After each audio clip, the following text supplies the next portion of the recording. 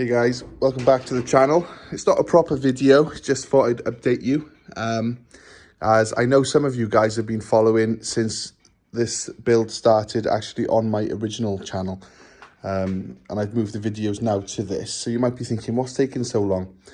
Well, we are still working on the dispatch. Basically, in the last video, I kind of just put it to the back of the garage and got on with running my business.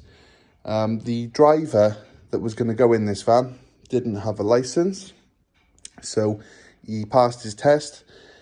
Took about a month, and then after that, then the insurance prices were astronomical. So talking like £8,000–9,000 a year, and in a relatively short period of time, the insurance quotes have less than halved. So we're looking at figures which we could make work. Which is basically only recently I've decided to pull the van back out and keep working on it. So basically the system in the back is finished. We just had to chase that oil leak down. And as you can see, the oil leak problem has been quite a big issue. A lot of labour, not very expensive to fix, so I'm not too upset about it.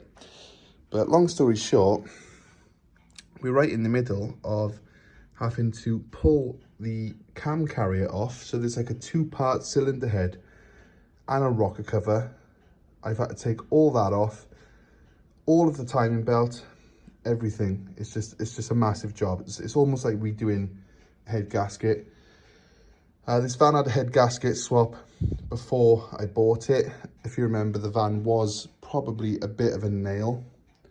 I bought it for all the equipment that was in the back. Didn't really plan on using the van, but my brother persuaded me to give it a bit of love, and he wanted us to build the van. And to be honest, I think it'll be a nice van once it's done. So we're right in the thick of it. We're just waiting on parts. Basically, I've taken the cam carrier off. I'm doing all the cam seals, the crank seals, the timing belt, the water pump, all of the gaskets, the rocker cover gaskets, the silicone seals, every single thing, because it's leaking oil. I have actually diagnosed it, where it was leaking oil from.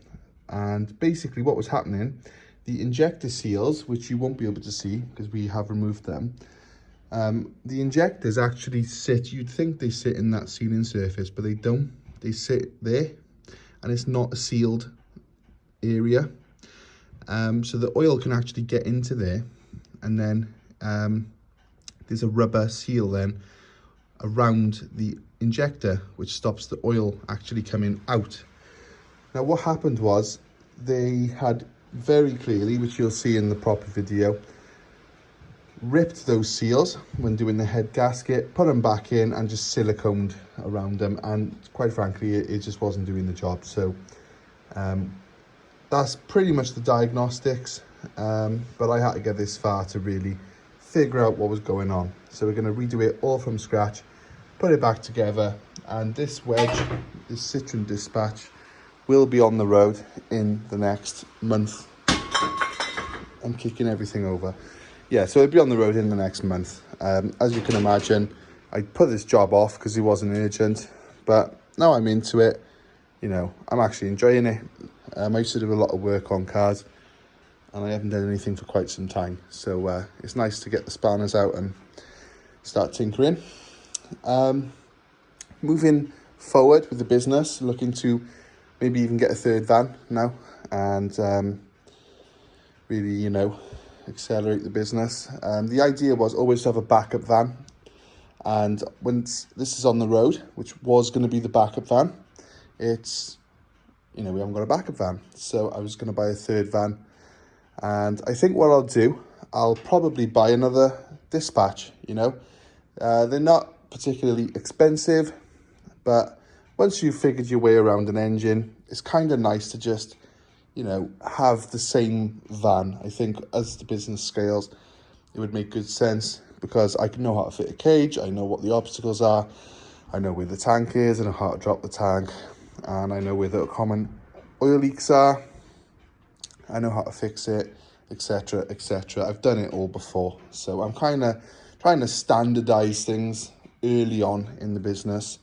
And I am my business founder, owner, fleet mechanic, window cleaner, accountant. I'm everything at the moment, but we're trying to change that, and as the business sort of grows and moves, evolves. So hopefully I'll just be the guy that tinkers with the vans when they break. So with that in mind, I kind of want all the vans to be the same so that they're easy to fix, because I know what I'm doing. So anyway, a little bit of waffling, just in the house having a beer, and I thought, you know what, let's do a little update on this van. Now, the video that's coming up next showing the fix is almost complete. I'm just waiting on a couple of gaskets which are going to arrive tomorrow, and then we're going to start rebuilding the van. Obviously looking under here, we can see obviously the timing belt system, etc. has all been removed.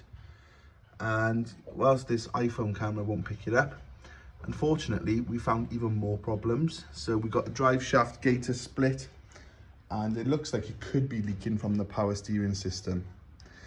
But I do think, being a galvanized van, look, once it is all sorted, it should be relatively reliable and just a solid van. You know, it's just had a bit of neglect and whatever.